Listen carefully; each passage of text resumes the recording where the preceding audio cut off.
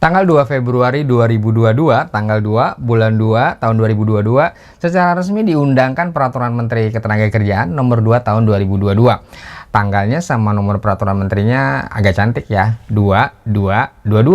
Peraturan itu tentang tata cara dan syarat pembayaran manfaat JHT, jaminan hari tua. Permenaker 2022 ini nomor 2 itu merupakan pengganti dari peraturan sebelumnya ya, Permenaker nomor 19 tahun 2015. Nah, peraturan menteri yang baru ini yang kemudian jadi kontroversi di masyarakat karena mendapat banyak penolakan dari banyak pihak, khususnya pekerja dan serikat pekerja. Banyak ditolak karena pencairan manfaat JHT dalam Permenaker yang baru ini baru bisa dilakukan kalau peserta JHT-nya sudah memasuki usia pensiun, usia 56 tahun. Kalau sebelumnya kan JHT bisa dicairkan sebelum pesertanya memasuki umur 56 tahun. Kontroversi ini sampai membuat Presiden meminta Menteri Ketenagakerjaan untuk merevisi aturan baru tersebut. Bagaimana aturan JHT ini sesuai Permenaker yang baru ini sehingga banyak ditolak? Apakah isinya secantik tanggal dan nomor peraturannya tadi? Kita akan bahas di video ini ya.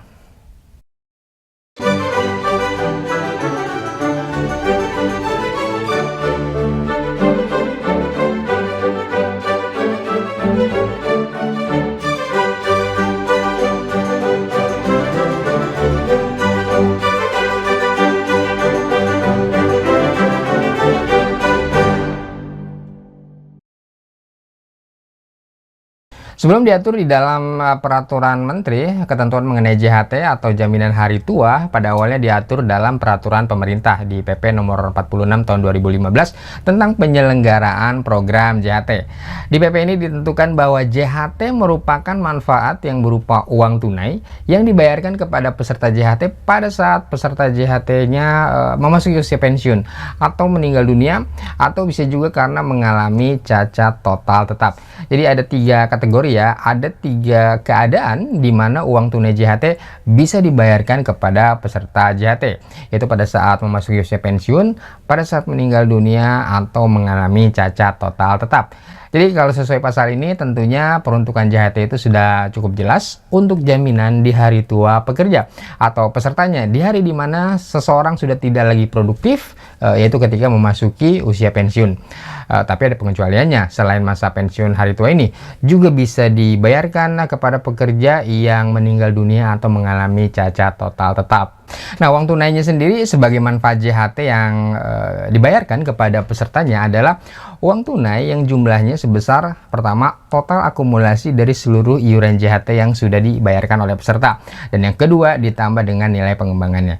Jadi manfaat JHT yang dibayarkan sama dengan akumulasi seluruh iuran JHT plus nilai pengembangannya.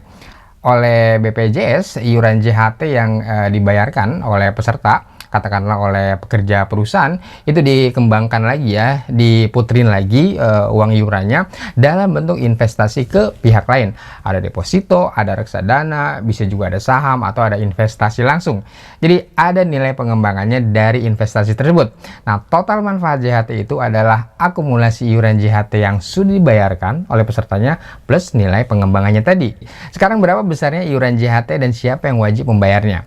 Kalau sesuai peraturan pemerintah, besarnya iuran JHT itu adalah 5,7% dari nilai upah pekerja. Dan nilai ini adalah nilai upah sebulan ya, yang komponennya adalah upah pokok ditambah tunjangan tetap. Kalau ada tunjangan, kalau tunjangannya nggak ada ya berarti upah pokoknya aja, atau upah tanpa tunjangan. Nah, dari iuran JHT yang 5,7% tadi, kewajiban pembayarannya itu dibagi 2. Perusahaan sebagai pemberi kerja itu wajib membayar 3,7%-nya dan karyawan sisanya 2%.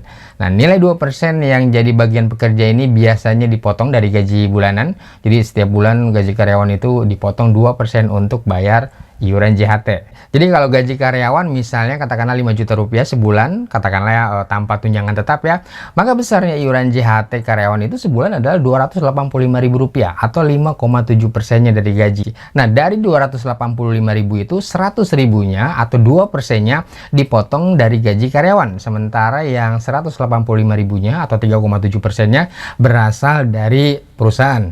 Nah, inilah besarnya iuran JHT yang diakumulasikan untuk membayar manfaat JHT nantinya. kepada pekerja ketika dicairkan. Jadi misalnya 285.000 dikali sekian bulan sampai waktunya dicairkan, kemudian ditambah pengembangannya. Itulah besarnya manfaat JHT yang nanti bisa diterima oleh pekerja. Kapan manfaat JHT ini diberikan kepada pekerja? Nah, sekarang inilah yang jadi kontroversinya nih dan perdebatannya ya di masyarakat. Dengan lahirnya Permenaker nomor 2 tahun 2022 kemarin, belum lama ya, sebagai pengganti dari Permenaker nomor 19 tahun 2015, perbedaan utama kedua Permenaker itu adalah pada kapan manfaat JHT itu bisa dicairkan. Meskipun kedua Permenaker itu sumber hukumnya sama, peraturan pemerintah PP nomor 46 tahun 2015 tentang penyelenggaraan program JHT, di mana JHT memang diorientasikan bagi jaminan hari tua atau masa pensiun pesertanya, dalam hal ini pekerja. Tapi kedua Permenaker itu, Permenaker tahun 2022 dan 2015, keduanya mempunyai perbedaan yang cukup substansial dalam hal kapan manfaat JHT bisa dicairkan. Kalau sesuai Permenaker nomor 19 tahun 2015, Permenaker sebelumnya, manfaat JHT dapat dicairkan sebelum peserta JHT memasuki usia pensiun. Di pasal 5 dan pasal 6 Permenaker itu diatur bahwa pencairan manfaat JHT dapat dilakukan secara tunai dan sekaligus 1 bulan sejak tanggal dikeluarkannya surat pengunduran diri dari perusahaan atau 1 bulan sejak tanggal resmi PHK. Nah, saya masih ingat betul tuh beberapa tahun yang lalu ya, ketika saya mengundurkan diri dari perusahaan tempat saya bekerja.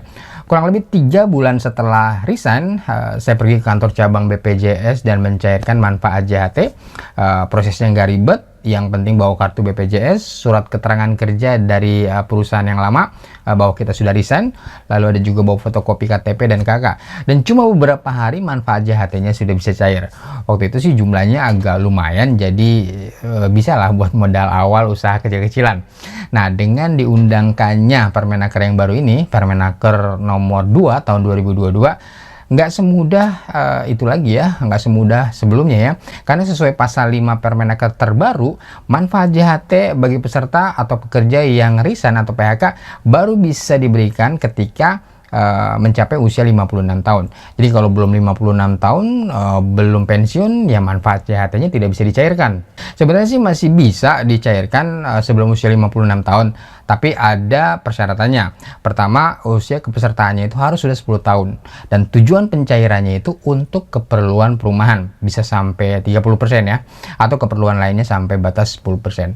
Selain itu, manfaat JHT juga bisa cair kalau peserta JHT-nya meninggal dunia, yang manfaat JHT-nya ini akan diberikan kepada ahli waris, atau selain meninggal dunia, kalau peserta JHT-nya ini mengalami cacat total tetap. Nah, ketentuan baru ini pencairan manfaat JHT sampai batas usia 56 tahun, batas pensiun ini cukup banyak mendapat penolakan dan protes, terutama dari kalangan pekerja dan serikat pekerja.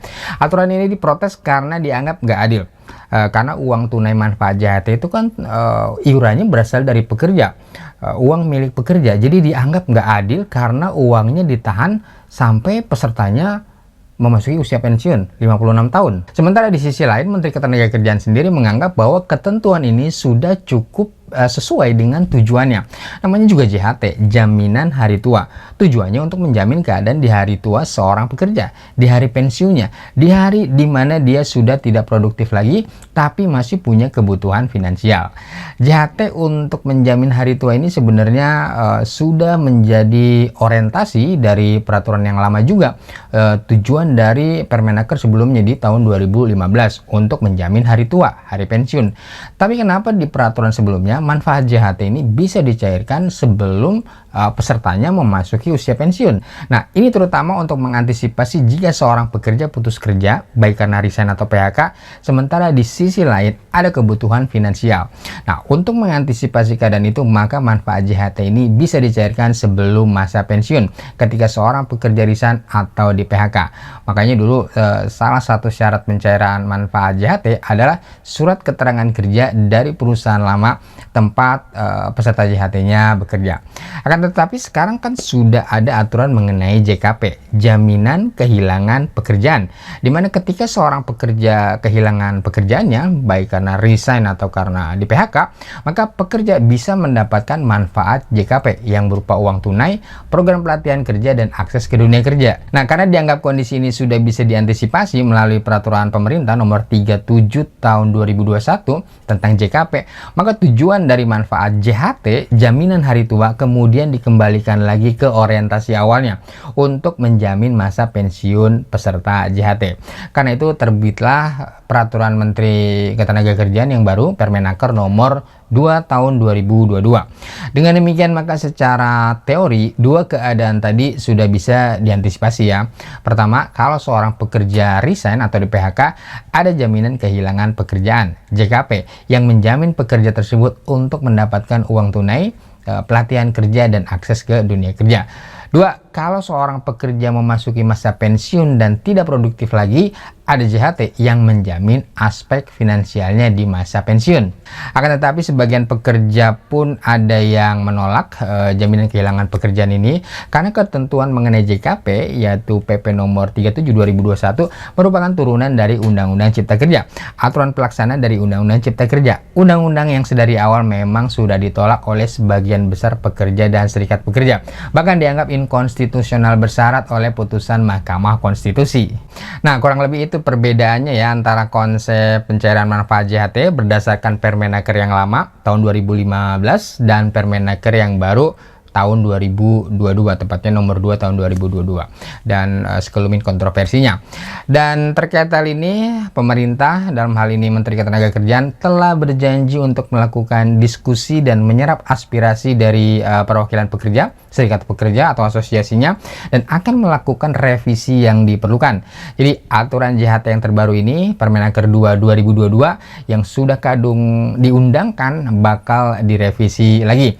Sementara saat ini masih tetap berlaku Permenaker yang lama, Permenaker tahun 2015, Permenaker yang mengatur pencairan manfaat JHT sebelum masuk usia 56 tahun.